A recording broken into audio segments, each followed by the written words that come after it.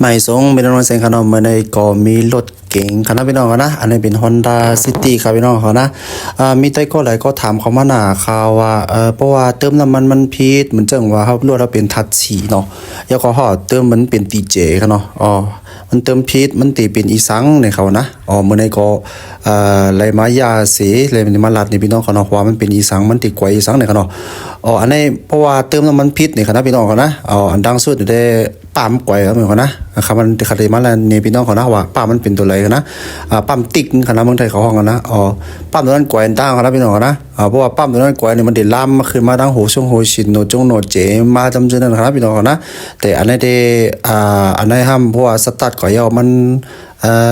มันใครเหมือนจังว่ามันคำตุกตักๆนั่นค่ะเนาะมันเต็มพวกใครกว่าลีนะครับพี่น้องเขานะไอ้ปลากมันก็ตึกเปลี่ยนก็จะเป็นอันใหม่ก็เนี่ยฉะนั้นนะคะเนาะแล้วก็มาเร็วแน่ที่มาถอดปาล์มให้เขาที่เปลี่ยนปาล์มครับพี่น้องนะนะครับมันจะอยู่จำในกลางนะครับพี่น้องนะเพราะว่าบางรุ่นก็เต็มเหมือนกันนะบางกันดังรุ่นก็มันจะอยู่ตั้งหลังค่ะนะไอ้กากันในซอนมันได้อยู่ตั้งนานนะ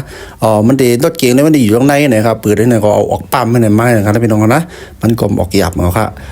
ปั๊มนะครับพี่น้องนะปั๊มมันมาออกมาครับนะครับมันได้เหมือนในหน้าตาครับนะ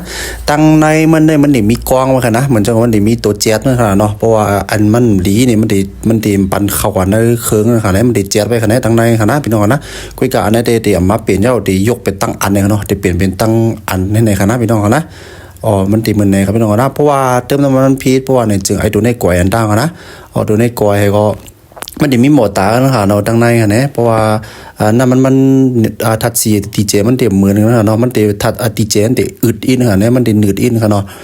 ย้อนนั้นมันเต็มเฮ็ดเอามันปั้มเฮ็ดการแห้งมันเต็มกวยเป็ดกว่านะครับพี่น้องนะเพราะว่าเติมน้ำมันพีชเพราะว่าในจึงไอ้ตัวในกวยอันดังนะยกเพราะว่ามันสุกปรกมันไข่เพราะว่าในจึงเฮ็ดให้เราลวดทำแห้งในก็ตัวในก็เป็นกว่าพี่น้องเขานะอันนี้ก็